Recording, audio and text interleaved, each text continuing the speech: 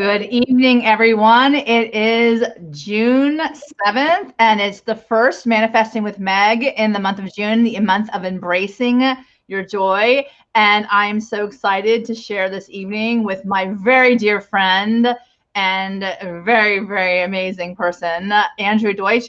And before I go on, I want to remind everybody that this is a show about transformation, dreams, inspiration, true happiness, discovering bliss.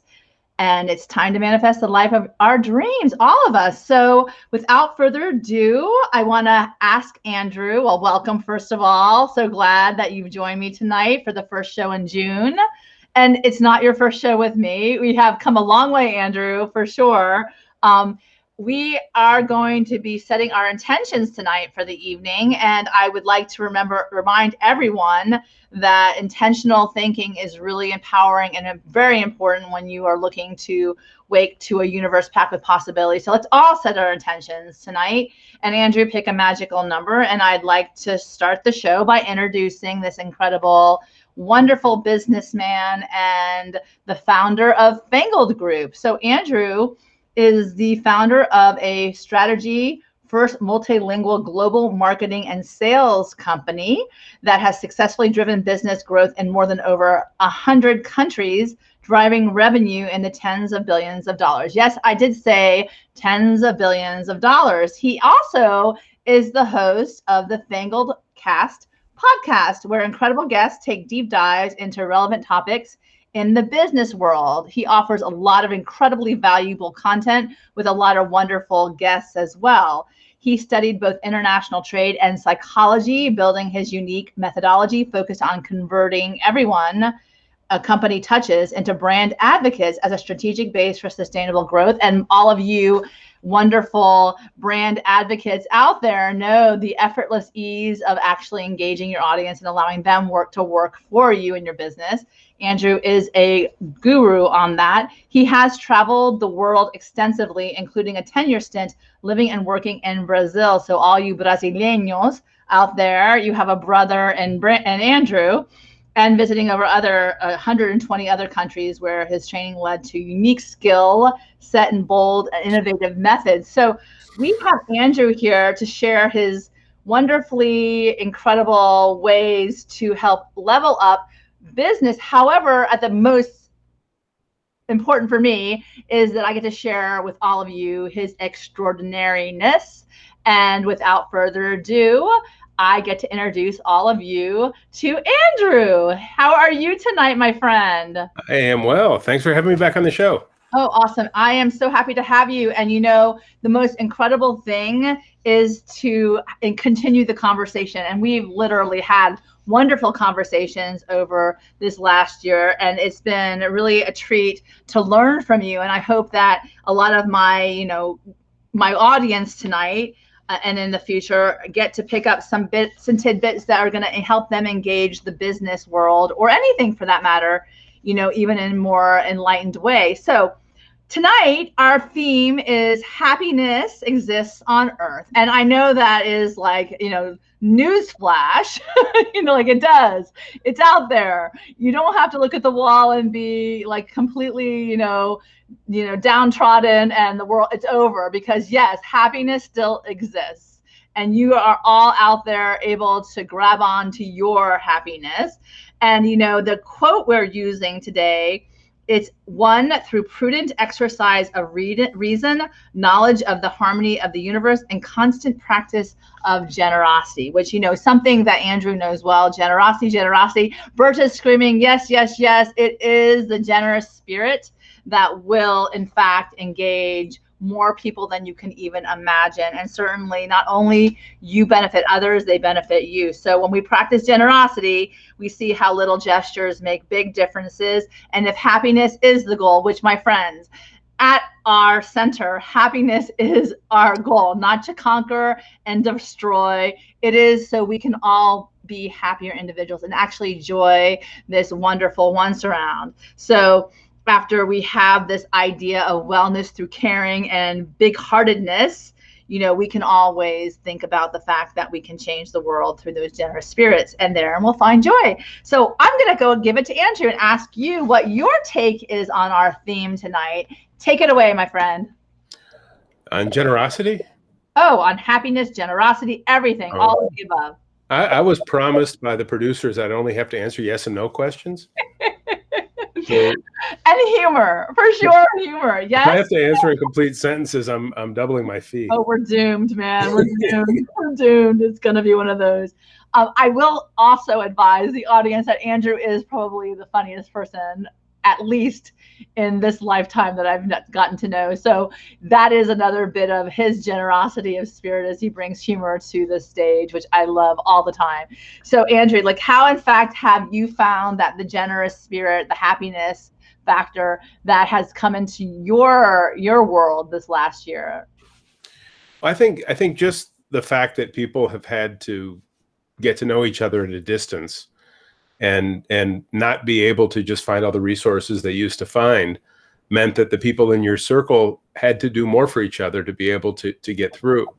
Yeah. I mean, as simple as I'm having a horrible day and normally I would go out somewhere. People that, their therapy is working outside, getting together with people, whether it's sport or therapy through shopping, as many do. We've found that by being there for each other gets us through all that stuff. Yeah. So, I mean, you and I have been friends for what, 30 something years now. Wow, that's I mean, I always introduce you to my friends as that non-biological sister of mine. Yes. and during this time, although we've been in touch and friends for all these years, it's been more in the time of isolation. I've been able to help you out with stuff you've been working on, and you've been able to be there to bounce ideas off of to help me make what I'm doing better. Yeah. It turns out that if you hold everything back, people hold stuff from you too. And if you do the opposite, you kind of advance in this world a little bit, and it works.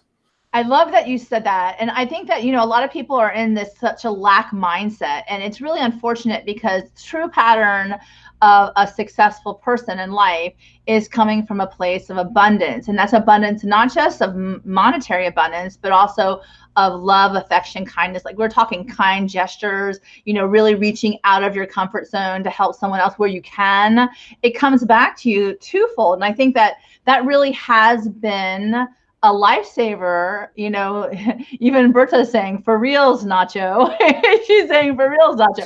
And the bottom line is, it's been the lifesaver in so many things in life, and the downs and the highs, and the highs and the lows. And I think that when people start to really focus their journey from a place of, how can we be that whole karmic circle of, generosity, receiving and giving, then the whole nature of the contemplative happiness changes, the whole definition of that. And, I wanted to ask you, and I know this wasn't on the sheet notes, but what is your definition of happiness, Andrew? My definition? Yeah. How do you define it for your life? Just being able to be around the people who I want to be around and do the things that I want to do that make me feel good. It's for me and for others. It's the freedom of expression, of fun, everything that makes us feel good. I agree. And it really truly is. I think when everyone gets down to the core of why we do what we do and how we show up in this world, it's really to satisfy that burning desire within, to be happy and to be really content and really be able to show up doing what we love. And I think that what you just said was perfect, because it's that interconnectedness, engaging with each other. So let's start talking about your journey so far. Like, my God, the world traveler. We met, I know, 30 years ago, which is baffling because we look so young. But don't tell anybody it was actually more than that. But that's it was. That's, oh my God! Is it really? Don't tell. Well, the interesting thing is that we met because we both were participants in the American Field Service, and I went to Colombia back in the late '80s, and you went to Sweden. Is that right? Sweden, yeah. Sweden, and we found that when we were engaged in this particular, conference or training for the next round of kids, that's how, we came in as part of a service to these kids who were going again. And that's how we met. And a lot of people were there just giving their time and their, just because we're super excited about our experience, we wanted to pay it forward and be a part of these kids. But, tell me a little bit about your love for travel and how it began. And really, how did you realize that that was something that really made you happy in life? Because 120 countries is pretty intense, I would say. Yeah, well, again, the intention wasn't necessarily to see that many places, but it was great. I mean, I was a little kid with encyclopedias and maps of the world, and imagined every shape on the map as something that I would want to know, and was curious. And from the time I was a little kid, the things that were different were far more interesting to me than the status quo. Even the music I listened to, what I wanted to wear, what I wanted to do. It was always trying out there that don't know an encyclopedia. Those books that encyclopedias, if you could shove the internet into a bunch of volumes of books your parents paid too much money for. Exactly, right? Exactly. Yeah. But the fact of the matter is that you were looking through encyclopedias when you were a kid, which is amazing. And when I wasn't looking through them, I was killing bugs with the back of them. Oh, okay. But yeah, so I was just always just so curious to the point that it probably was on the verge of maybe not being healthy, as curious as I was about the world. I would try and do, and anything new or different was interesting. So when I had the opportunity to go places and see things and travel, when I was, I don't know, it was between like second and third grade as a kid, we took a trip with a trailer all the way from Ohio to the West Coast on the northern route. So we spent a month on the road as a family, and every place was different. And I was never that kid that was that picky about the food. If it was something different I hadn't had before, I had to try it. Yeah. So it was just, it was always there. And then as I got older, I had the opportunity to join as an exchange student and live in Sweden, where my eyes were totally open to the fact that I was right, that it is more interesting to go somewhere where things are different. Yeah. And the challenge is to get to a point in life where you recognize what's different isn't bad. It's different. Yeah. And you can learn from it. We kind of grow up in this environment of we're number one and nobody else can do what we can do. And the reality is I live in this country because I choose to. It's the best place for me. But when I go somewhere where they do things completely different than us and it works, I learn from that and adapt and find ways to do things even better here. Yeah, that's awesome. And you were in Brazil for a significant time period. I mean, 10 years. Yeah, you picked up. I remember when you picked up, you're moving to Brazil. We're like, okay, why? Okay, is there a reason why? We're always wondering, is there a lady down there, Andrew? You did bring your beautiful wife back with you, but yes, but it was definitely an adventure for you. And then, I like to, bring those manifesting tools out there for others so that they can benefit. But when you were made that decision to jump like that, take a leap of faith and move, what was going on in your life and what was happening with you? Well, I had, it's the short version of it, since this isn't a 7-hour show. I had gone to school, studied international trade, had moved to take a job that wasn't even in my field, but as a 20-something, early 20s, I graduated when I was 20 because I finished undergrad in 3 years. Got a job offer that moved me to Orlando. So, of course, I was young and silly and chasing girls, and I figured there were a lot of them in Orlando. So in Orlando, hey, yeah. Shout out to the beautiful women in Orlando tonight. Yes. Yeah. So I had an opportunity, a job waiting for me, a company car and the whole bit. And I went to Orlando to live and realized that wasn't a job that I wanted after about the first 6 months. And was going to go back to grad school, and I wanted to be in global trade, but every MBA I knew was unemployed. The whole economy was pretty bad at that time. Yeah. So I thought about it and said, well, how do I get a different resume? So I went back to school and studied in the field of psychology with the mindset that this information would help me be a better marketer for global trade. So I went to school, but because I had to complete the clinical part of the program, I also was working as a therapist. And I had private practice in Orlando and worked for a number of years, worked at the crisis unit while I was sort of building my customer base.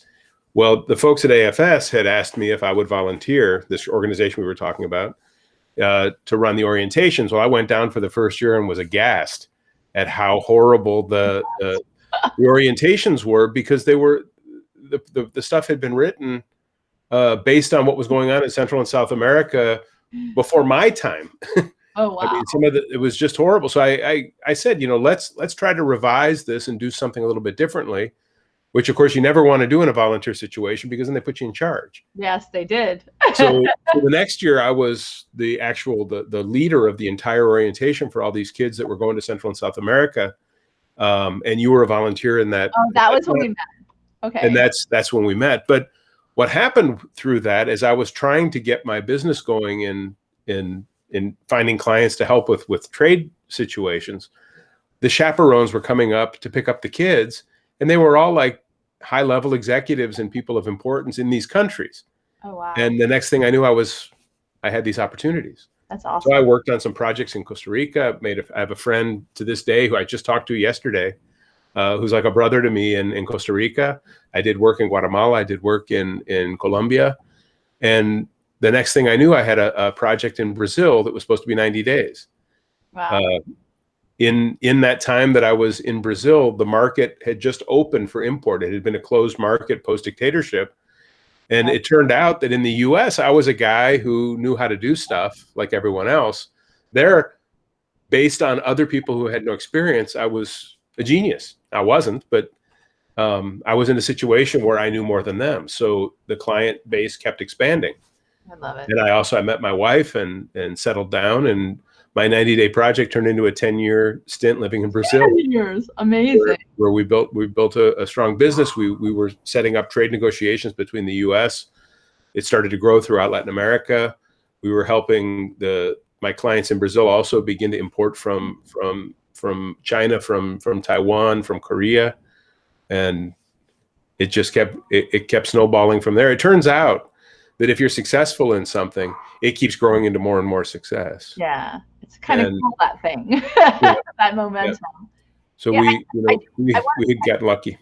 I want to point out, though, the luck also that you will also say yes to opportunities as they arise. And I think that a lot of people are saying, they envy people's prosperity, but they don't understand what it took for people to get there, what they like, those big chances that they took to say yes. Whereas other people would kind of argue their way out of that, out of those opportunities. So the fact of the matter is that you had the opportunity and you said yes, and you had this incredible adventure in Brazil for 10 years, have a family now because of your yes. Mm-hmm. So, I also want to, I want to say this is the fun part for me because it's so fascinating. We've all been on Zoom this last year, and everybody is like zoomed out, literally everybody, I think at this point is zoomed out. But you comes from opportunity. What the mother of invention is necessity, right? So that's right. Mother of invention is necessity. So you decided to create this wonderful tool for Zoomers, the Zoom. And you've used it now so that you can, because I don't think that Zoom is going away. I think that we all, literally, I'm in Miami, you're in Ohio. This has been a blessing so we can interconnect across the globe, for that matter. And you being in global marketing and sales, certainly this is a tool that is not going away. But the coolest thing is that because some people are so visual, we all like entertainment. We all like to engage in this realm of entertainment. And it makes us happier when we get to see cool things happening on the screen. So you came up with an incredible program. And I have it's the virtualpresenterscourse.com with Zoom, and you're going to show us some of your tricks tonight. Well, my tricks. I'm the clown. Well, it started with, how do you remain present with people when you can't be in the room? One of my clients said to me, sometimes I just want to reach out and hug somebody, but you can't do it through the screen. Right. And how do you remain engaged? So it started with me being the sarcastic, silly guy that I was, because I'm not big on cliches, and people, what's your elevator pitch? Let's hone your elevator pitch. Yeah. So when I do my elevator pitch, I now bring my own elevator.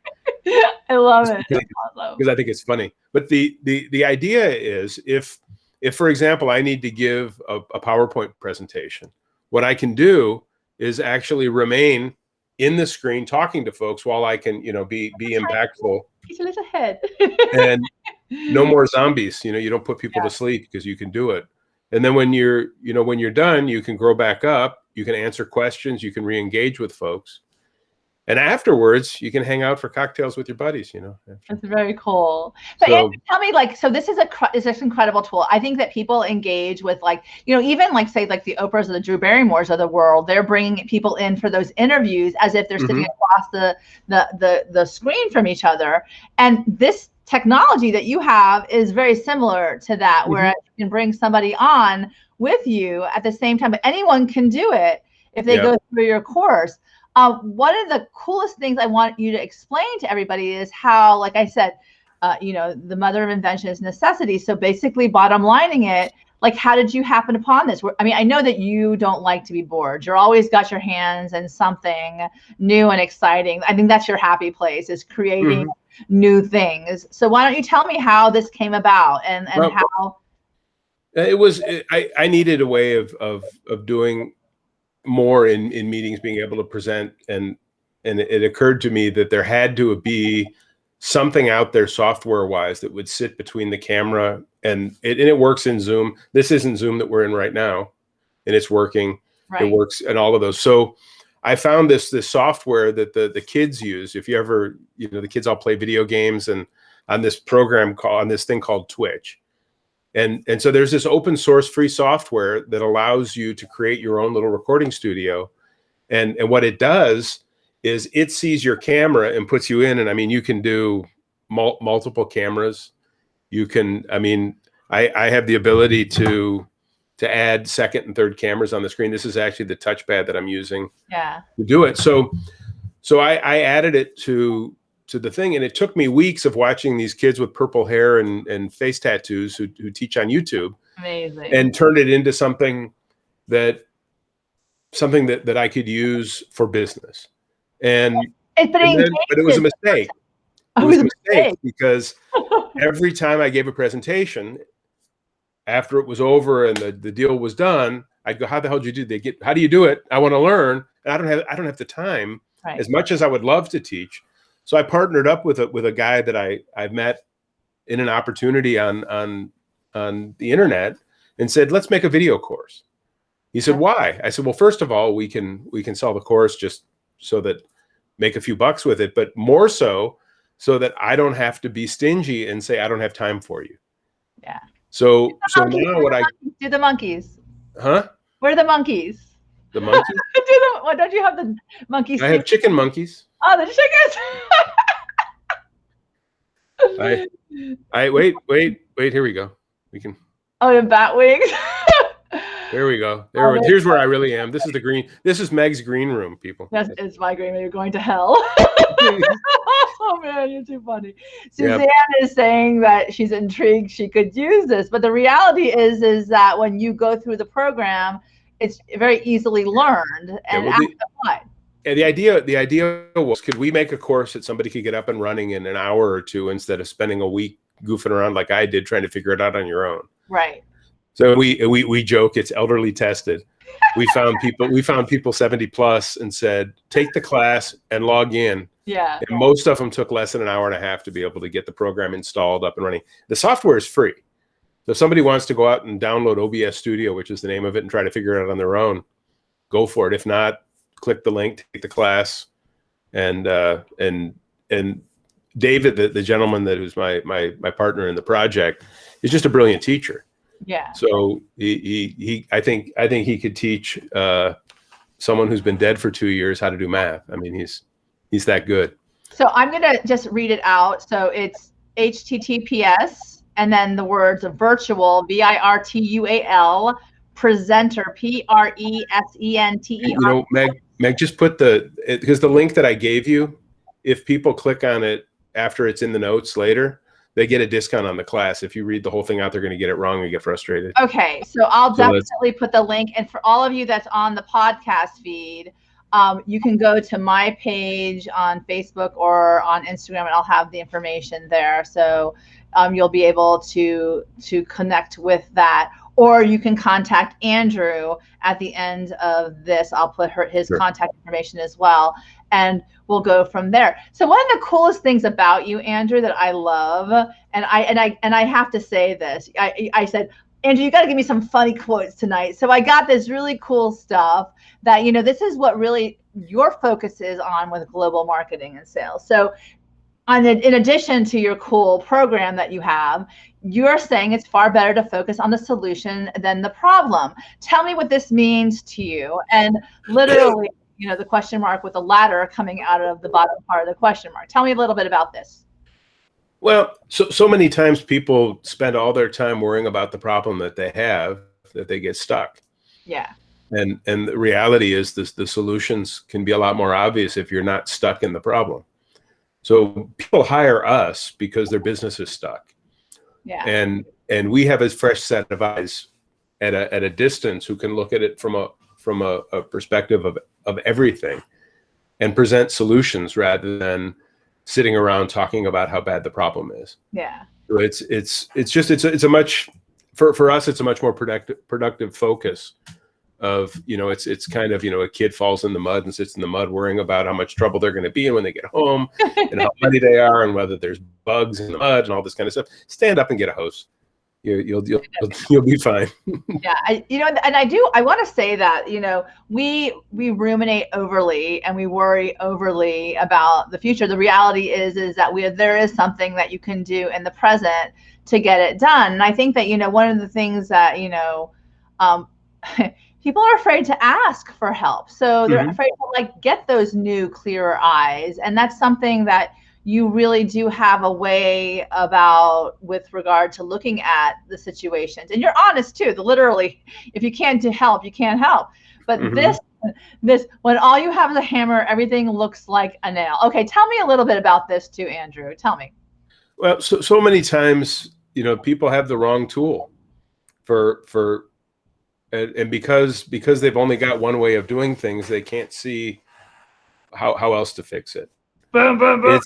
Hammering everything. Yeah, I mean, it's these quotes aren't mine. These are things I've heard over the years. But I'll give you an example. If the only program that you have on your computer is Excel, and now you have to do scheduling, people have created ways to do scheduling within Excel. And it's very cumbersome to set it up and it doesn't work. There are simple programs for scheduling that work beautifully.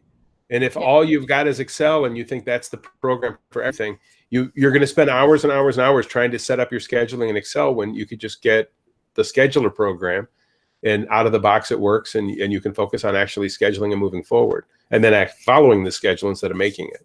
Yeah, so it's actually making things easier for you by virtue of thinking outside the box, which is stop hammering everything. You gotta break it. Yeah. It's so many people focus on what's close at hand when maybe something else would be a much better way of or method or tool or otherwise to get the job done. I agree. And and then of course, stop seeking solutions for problems nobody has. Okay, this is my favorite because there's humor in there. And I know, literally the toothbrush without the middle, how funny is that, right? And yeah. So tell me about this. Yeah, there's three, when we do product development work with customers, someone's got an idea the first question we ask is, what problem or challenge or desire are you solving?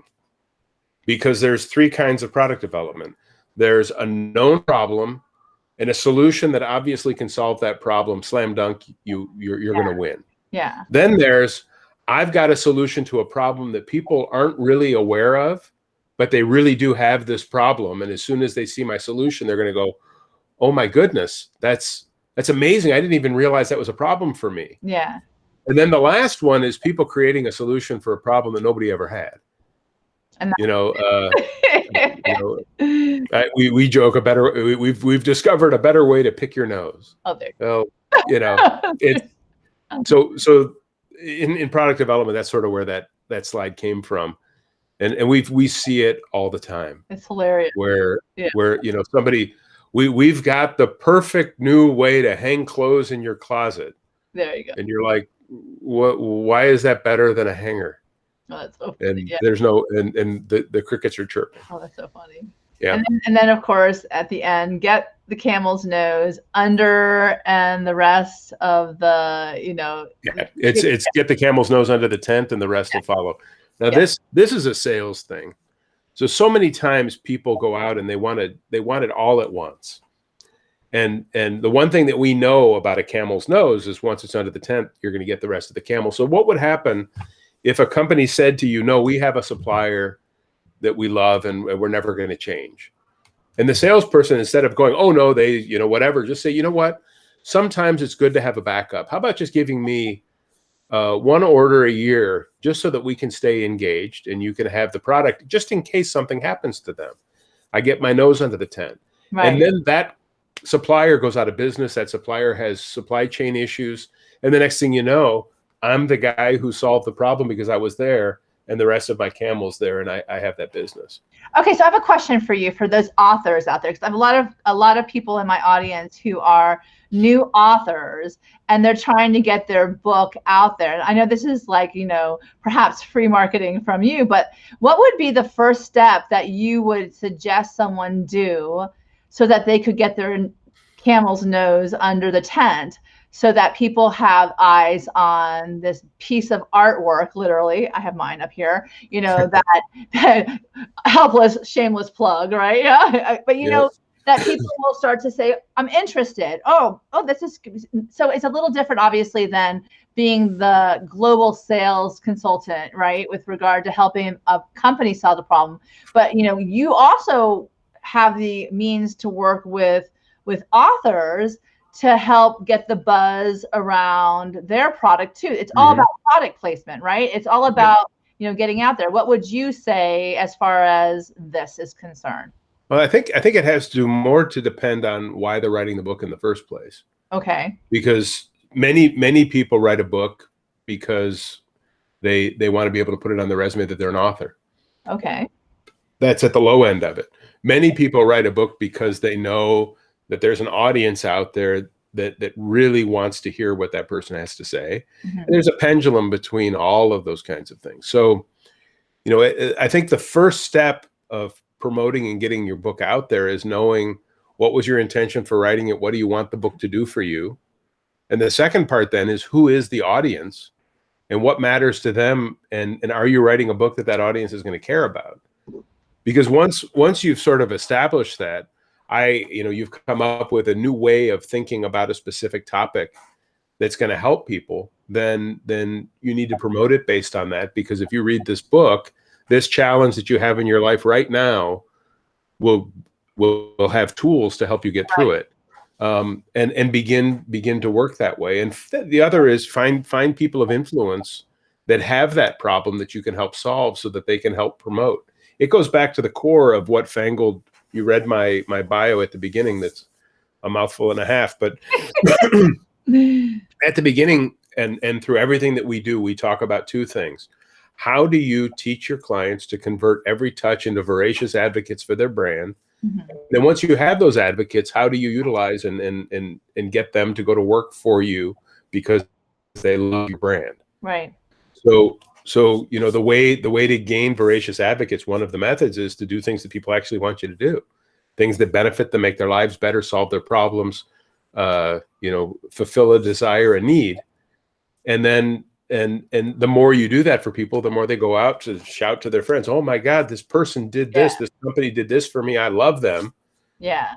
And then when the book comes out, it's one more thing. I mean, look at these I always joke about the teen singers, Taylor Spears and Britney Swift or whatever. Because go if you want to have some fun, go on one of their social media accounts and don't even say something mean, just say something non-complimentary. Yeah. And see how their voracious advocates troll you like crazy. Like crazy, right? Yeah. Just go on there and say, I didn't like those shoes, and see what happens to your life as these voracious advocates for the fans go at you. How dare you?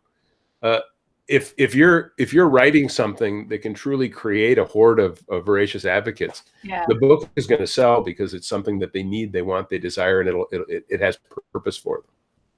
And I love how you say that, because the reality is that you come to the stage with something to offer, the offering. It's the offering. And then what is your, like you said, what is your why for doing what you're doing? Like, it has to be something that you're offering for others to take away, so they will give you the most valuable resource, other than, love is your time.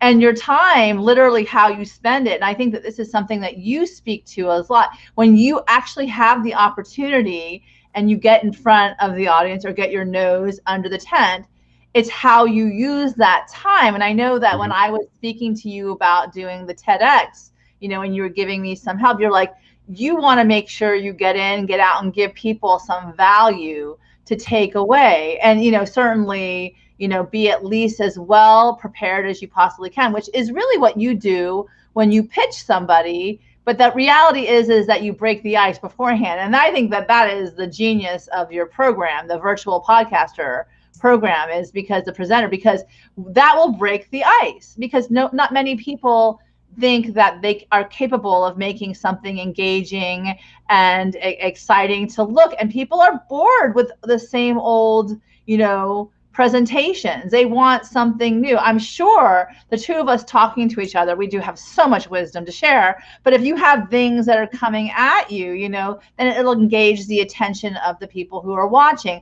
so that what they're taking away is something of import, because they're giving you the time, give them the value. So that kind of goes back to, how our friendship has stood the test of time. Reality is that when any friendship or any relationship anyone has, it's really going to be the exchange of, and we don't like, a lot of people may feel, uncomfortable with saying, but the exchange of value, like the value that, I get a lot of value from our friendship. So it becomes something that not a have to, but a get to. So when I do the interviews with you like this, it's like, yay, I get to talk to you.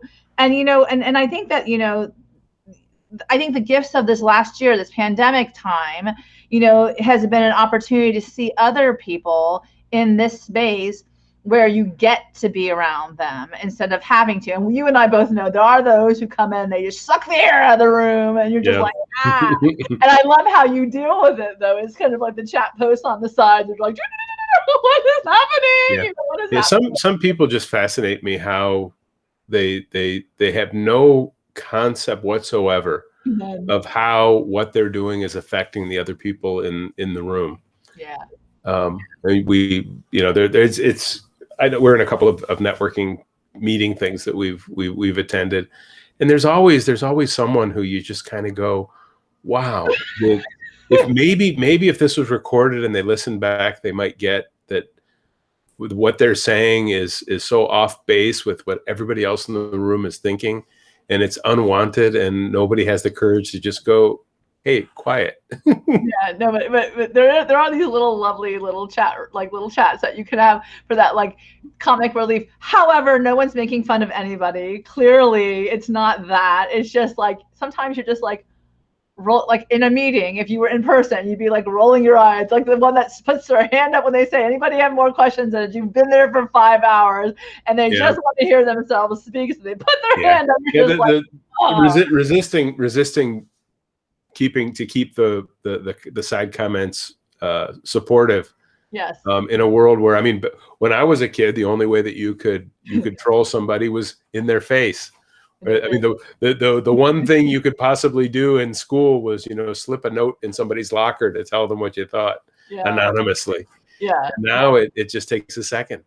Yeah, and, which is, it's always I have a friend, Louisa, she always says, keep it on the mountain, because if that's where you want to be, then you want to stay there. But sometimes, it's so funny, because you're just like, oh, for God's sake. And you just can't change people, which is really kind of the interesting thing, is that even in these Zoom scenarios, there's all kinds of different people that show up still. So you still get the blend, right?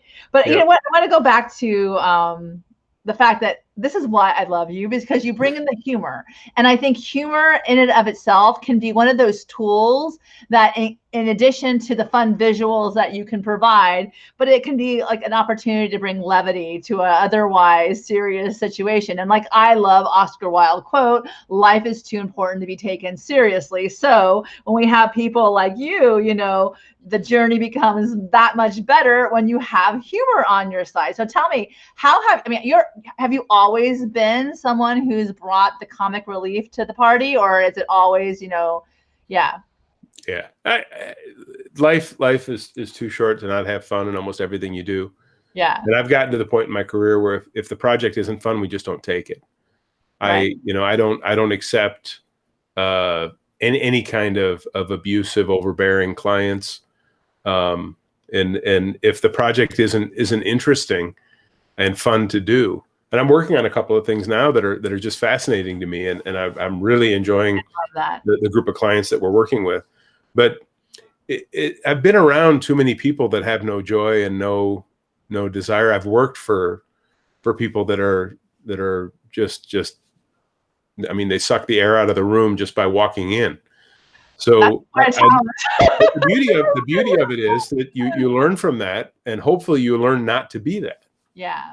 So it's, you know, if you can make someone laugh, it's healthy, it's fun. Yeah. And you know, it makes things better.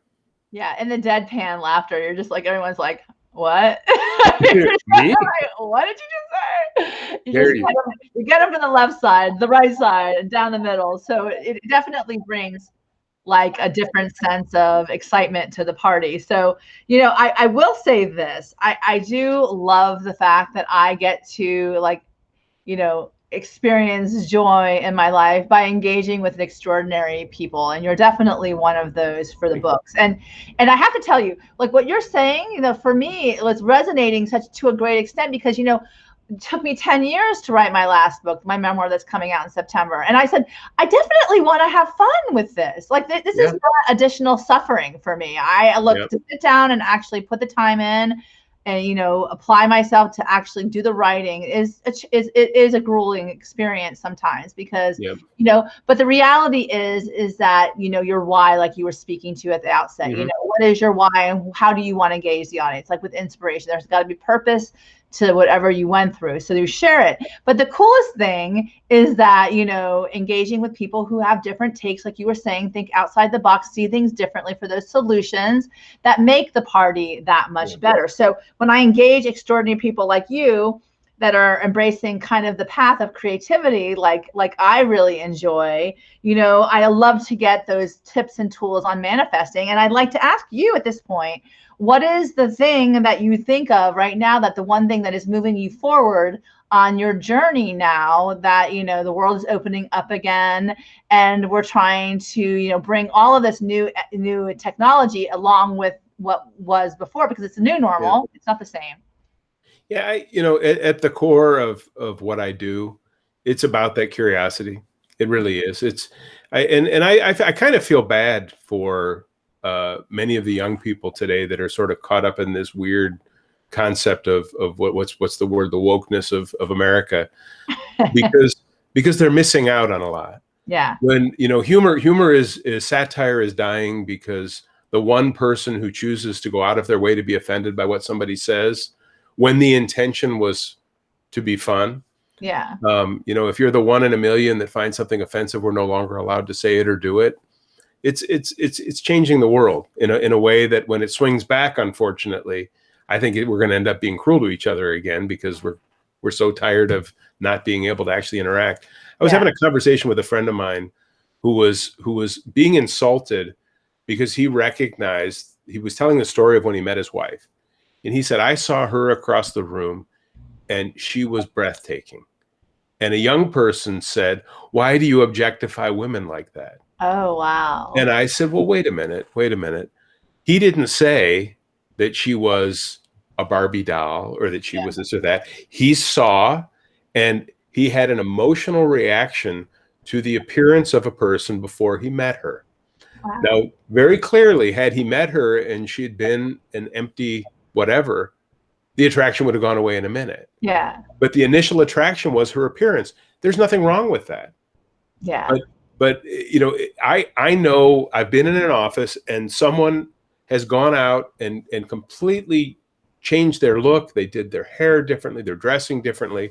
And in today's society, instead of saying, wow, you must be really happy with what you did, you look great. You can't do that anymore because somebody's going to say, oh, you're being inappropriate. And the pendulum is stuck off in this space, which has made things uncomfortable for those of our generation, at least. On the same note, if all you're doing is choosing the people you're around based on what they look like and not who they are, then there's, but we've lost balance. Yeah. I've always believed that the pendulum will come back to center because the world wants equilibrium and it wants to have that balance. I think that, when the extremes happen, it'll be like for a while, and then suddenly everyone in a different way becomes woke because they're friggin' exhausted. They're exhausted of having trying to navigate all these incredible. We're not talking about the boneheaded things that you say that were so inappropriate in the office space. Absolutely. Not that. So it's not the extremes. We're talking about somewhere in the middle of the center. So how is this going to help you with this cognizance going to help you moving forward in your life now? Everything that I say and do is out of the intent that it was meant to have. Yeah. And if people don't like it or otherwise, I'm okay with that. Yeah. There's never been a moment in time where I have said something to someone purposely trying to hurt or otherwise. It just isn't how it is. Yeah. So and I'm willing to risk and make mistakes and otherwise because I know that I can advance more by goofing and correcting than never taking any risks. But what's happening now is that people are so afraid of this whole being canceled and all this kind of stuff that they're afraid to act and they don't go forward. Yeah, they cancel themselves. Yeah. Before they started, Yeah. I mean, imagine a young guy out with friends and see someone that there's an attraction to. How do you approach that now without it turning into something else? It's sad. Whereas, the most guys were always afraid to talk to girls because, and now it's worse. There's a bigger fear, a bigger distance. And the same with, a woman who sees a guy that she's attracted to. I was making a reference. I'm gonna see if I can keep this clean. So there was a song that was in the Grammys, this WAP song. I don't need to say what that stood for. And everyone was outraged. And people, oh no, this is women empowering themselves, being able to talk about that. And I was, wait a minute, if you believe that, what would happen if I decide to become a musician and did a similar song with 3 digits related to the size and prowess of a male part? Yeah. Would that be empowering or would that be misogynistic? And and I've got nothing against the song. I mean, it's well, you were saying know your audience. But we've become this sort of weird, restricted fear to advance because there's consequences based on a very small percentage. The words that we use. I speak Portuguese, I speak English, I speak Spanish, and I'm surrounded by people from Central and South America. I don't yet know a single person who wants to be called Latinx. Most of my Spanish-speaking friends, and maybe I do, and they just never said it to me. Yeah. But there's almost this anger that comes if you say Latino, Latina, which is the core of a language that's been around for how many years? Yeah. And somehow you're trying to offend an entire population. You know what? I'm just going to say it. And if somebody doesn't like it and say, no, I prefer to be Latinx, you know what my response is? Okay, I'll remember that next time. Thank you. I'm good with that. But it's like what you were saying before is know your audience. So if you know who you're in front of or you'll learn who you're in front of, and it's like someone who says, that's offending me and you keep doing it, that's a problem. Absolutely. That's not being cognizant Absolutely. or aware. That's not conscious. That's like literally the second time you're out there to do that to harm because you know better, right? Yeah. And the reality is that when you know better, you do better. So and one of the things that my father actually said to my son this weekend, at his graduation party, was the enemy of good is perfect. And I know that they say great or whatever, but perfect. So if you're out there trying to be perfect, you're going to cancel yourself because that's a goal that is unattainable. There is no such thing as perfection in this world. So the reality is go out there and do what you can. When you know better, you do better and learn better and actually change, when people say that's bothersome to me.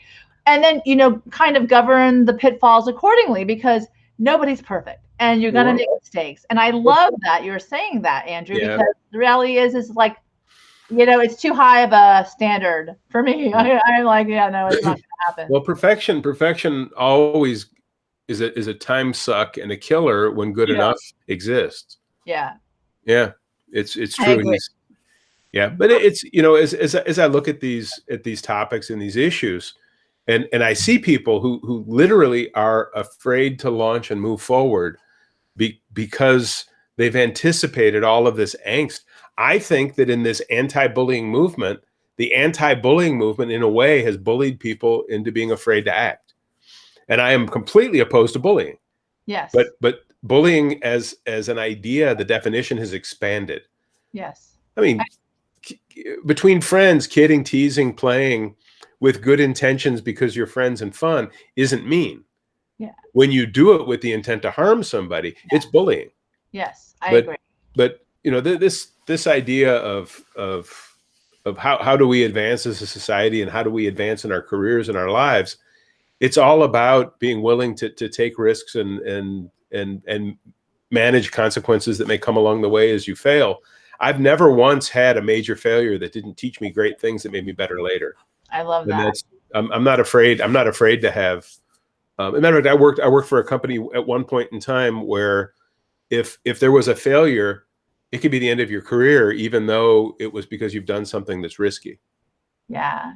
Even when I started this manifesting show, you were like able to give me some pointers and tips that helped me improve, but I had to actually jump out and do it first and not have to worry about that it's coming across being perfect or not. It's like this, you take the risk, you do what you can, and you slowly incrementally improve as you go. And I think that is something that is incredibly empowering. And like you said, it's really, instead of canceling yourself before you even began, you actually show up and see where you can go. And it's a different sentiment altogether. So, even with you, with regard to, let's talk about intentions for the show. Like for me, I was just hoping that you'd show me the butterflies on your back screen because that was clearly my single intention. My butterflies? Yeah, I love the butterflies.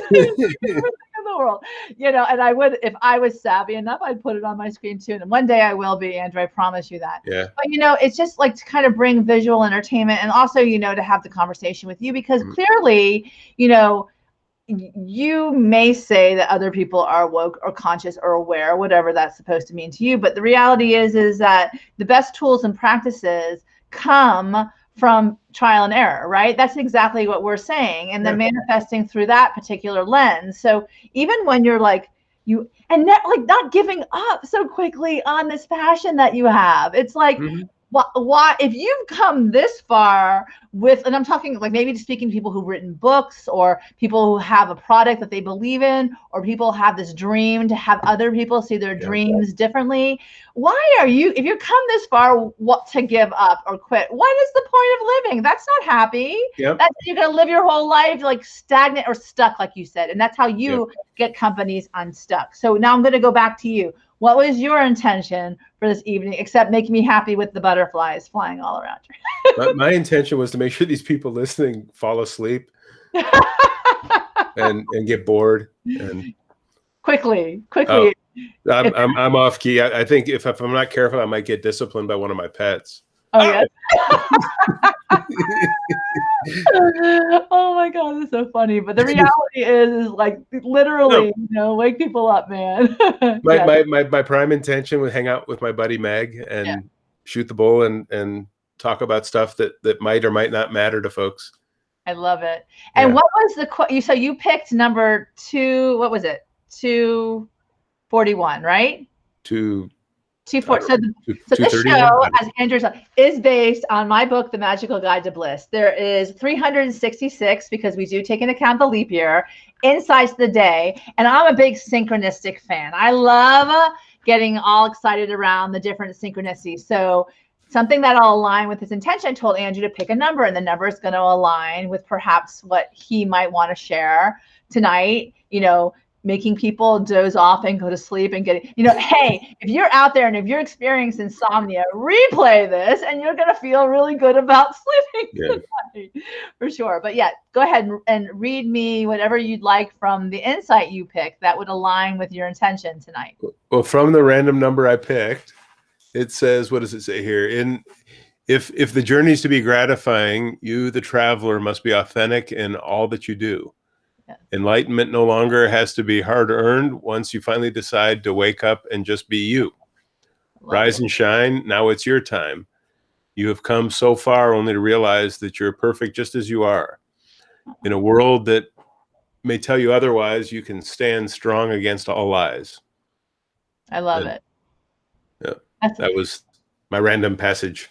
I love your stand strong against all lies, because literally, you know who you are, Andrew, right? And you've been able to, over the years, craft this wonderful company, Fangletech. Tell us what Fangled means, because I think that many people might not know, and I wanted to ask that question for sure. Well, years ago, the actual name of my consulting company was the Deutsch Group. And when I came back to the States with it and was continuing to use the name, hadn't taken the time to trademark my name. And someone decided to trademark it to prevent me from continuing my business. So there's a long story behind it. But the market had crashed. I went back to work for one of my clients and ran their international division long story there. But when I decided to come back to full-time consulting, I needed to reform my company. And with a couple of buddies, we were talking about what we were going to be doing in terms of a true strategy marketing company, not an agency. And we, kiddingly said, we're not going to be doing any of that old fangled marketing stuff. We're going to do something new. And my buddy goes, well, you're not going to be newfangled, are you? I said, no, we're just fangled, right in the moment, looking forward. And we laughed. And the next day, someone asked me, well, what's the name of your company? And I jokingly said, Fangled Group. Oh, that's and awesome. The guys, oh my God, that's genius. And everyone I told said, God, nobody will ever forget that. And it became proof of the power of name recognition. So many people, yeah, we're just fangled in the moment, and by the way, if anybody wants to screw with me, I do own the trademark. So there you go. But, not welcoming that. But it's, in so many people think so linearly. I mean, how many businesses did you know where there's like a guy named Bob and Joe, so it's BJ's, or my daughter's name was Chrysanthemum, so we're Chrysanthemum, and they pick something. We're a power washing company, so we're super power wash. And those linear names that no business ever failed because it had a bad name, and no business ever became a skyrocketing wonder just because of their name. Yeah. But a clever, memorable name is a powerful tool to have in your toolbox. Yeah. So that's where it came from. I love it. So Fangled, so it becomes brand recognition over time that, when it comes to global excellence, it's Fangletech. So it becomes more and more along the lines of people passing that along. The word of mouth is the most powerful tool anyone can use. Like you're saying at the outset, those people who are your fans, your advocates, they're going to defend you till the end. They're going to pass it around. And we've been using this name since I think it was 2014 when we reformed the company. And I've bumped into people that I haven't seen in 10 years. They go, "Aren't you the Fangled guy?" That's awesome. It has great recognition, and it's fun. It's Fangled. Yeah. So let me ask you, with regards to what you're prioritizing now for this season of your life, as you start to, look out there, happiness being the goal, embracing your joy, all of the above, with your Fangled vision of the world. Tell me what you're prioritizing now. Well, I'm very selective in the projects that we take on, that they're things that first of all, We don't take on projects where we think the client isn't able to succeed. People that have developed products that solve problems nobody ever will or ever has had, we don't do. So I get great enjoyment out of the work that we're doing because we see the potential that we can do. And I'm also spending a lot more time on my, personal creative pursuits. I love it. So you just got to have a book in him that might be joining the book world for certain in the future. Who knows, right? Yeah, if I get the right literary agent, yeah, there's a couple of books in me. One of the other ones besides the one that you're referring to will really be about the power of the brand advocate, how to create them, and then how to leverage them to grow your business. That's awesome. And I think that's really important because I think that when people have a product and they don't know how to get it out there, like you said, you can have the most incredible thing, whatever that thing is, but unless you know how to advocate for yourself and get it out there, then you're going to be like lost. And people will take advantage of that, unfortunately. Yeah. And this conversation isn't really about business, but so often we see companies that really don't understand who their customer is or customers and what really matters to them. And they're promoting their business based on what they think is important, completely disconnected from what a customer would think is important. So, you taught me at my very core that we're all salespeople, right? We're all selling. And if people like me, they're going to want something that I create, regardless of what it is generally. So, but that's what you said. It's like knowing your audience, but what the customer is and that the customer is looking for. And you told me that. It's like you are always going to be your best brand advocate. Yeah. Well, you hear these people all the time. Oh, don't make it salesy. Nobody wants to be sold. And I call BS on that directly. Being sold means that somebody listened to you, asked the right questions to understand what your problems, challenges, and desires are, and then proposed a solution for that they could provide and prove they could provide for you. Yeah. Who doesn't want their problems solved? What people mean when they say, nobody likes to be sold is they don't like to be not listened to, pushed, probed, lied to, pressured, all of those things, which are not sales. Yeah, that's scamming. Yeah. That's what con artists do. Yeah. Which I love. I do think that's a very important distinction you're making between, advertising or marketing yourself literally, and then also just trying to take advantage of somebody else. Like, I think it's really important to know that, so you know who you are, your authenticity coming through. Yeah. Yeah. If I set the premise with you up front, Meg, you have this challenge. If I'm able to totally solve that problem for you with a solution that works at a price that you can afford on Tuesday, can we do business? Right. Now, that some people, it always sounds like a high pressure salesman. Yeah. To you, it's, oh my God, he can fix that problem. He can do it by Tuesday. I'm in. Right. His time is valuable. So for sure. And I think at the end of the day, then we all could be surviving the world the Fangletech way, and at the same time sharing. I'll share, be the brand advocate for you. You in turn are the brand advocate for me, because we truly value who that shows up, right? So I want to definitely give you the opportunity to spell it out, how people can find you. I think that's really important, because you have all these fun little tools, as well as the class that'll help people learn how to use your virtual presentation. And also, if they want to contact you to help them, perhaps with their sales needs or their marketing needs. So how do they contact you, Andrew? Sure. Well, first of all, I'm right here. Oh, you met after the show. You met after the show. Well, I'm easily found on LinkedIn. That's where I do most of my networking. It's my name, Andrew Deutsch, and you'll see a picture that looks just like me, because it is. And you can follow me there or send me a note or otherwise. Our website is, as it says right here, fangledtech.com. There you go. Yep. And our podcast, which is a lot of fun. Really, we've had some really, really great topics lately. It's called the Fangledcast, all one word. Go on YouTube, look it up, and check us out. Subscribe. Wait. here you go. You can subscribe. You click on that. There's little tiny Andrew. Do it again. Little tiny Andrew up there. I'll take your name off so we can see little tiny Andrew. I thought it was a good idea. But and you know, sometimes you can find my picture up at the post office, but that's a whole. There you go. Right. That's a whole other thing. Yeah. Yeah. I will like deny I know you, right? I'm laughing, joking. So what final inspiration can you offer all of us tonight, you know, around happiness exists on earth, or embracing your joy, or just perhaps some kind of comic relief that we can leave tonight with?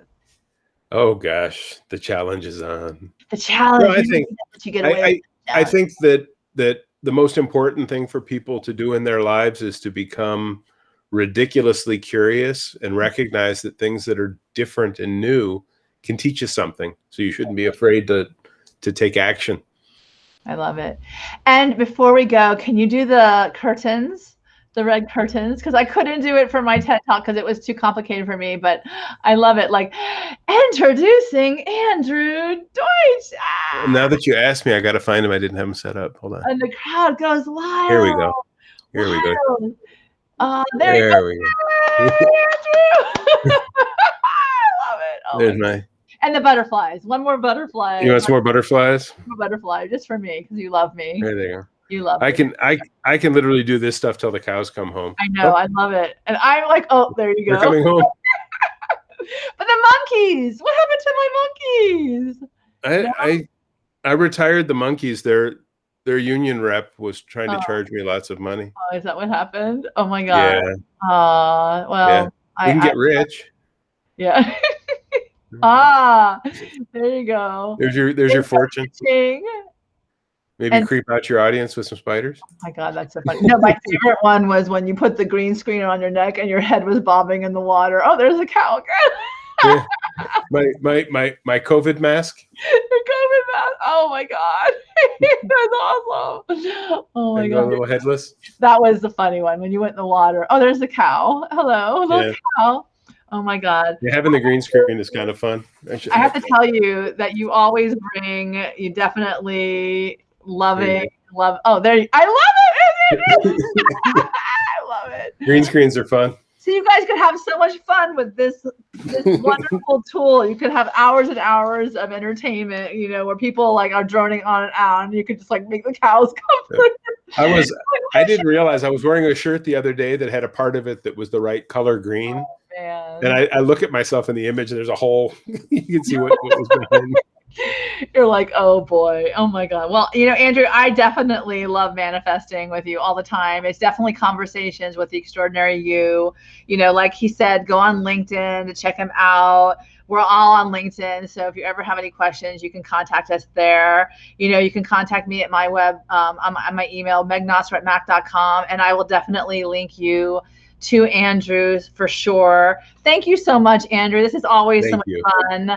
You always bring that. You always bring it. So I never have any doubt in the world that you won't. I want to remind everybody tonight, be more curious. Like Andrew said, go out there and be so much more curious about your world. And that'll bring probably a lot more happiness than just, you know, watching a white wall. Oh, there you go. We're going to play a little poker after this. I'm a little late for the game. You're a little late for the game. Oh my God. Oh, I love it. Anyway, so go out there and be deliberate creators as well. Have fun with this tool. It sounds amazing, and you know it is amazing. I want you to all dream big, and together let's like ramp up the happy quotient. You know, where we're all, you know, taking care of each other a little bit better, maybe bringing a little bit more comic relief, and certainly being bold as we awaken to the life that we manifest as a part of our dreams. So good night, everybody. Thank you so much for being here. And thank you so much, Andrew. This is awesome. You're the best. All right, everybody. Good night.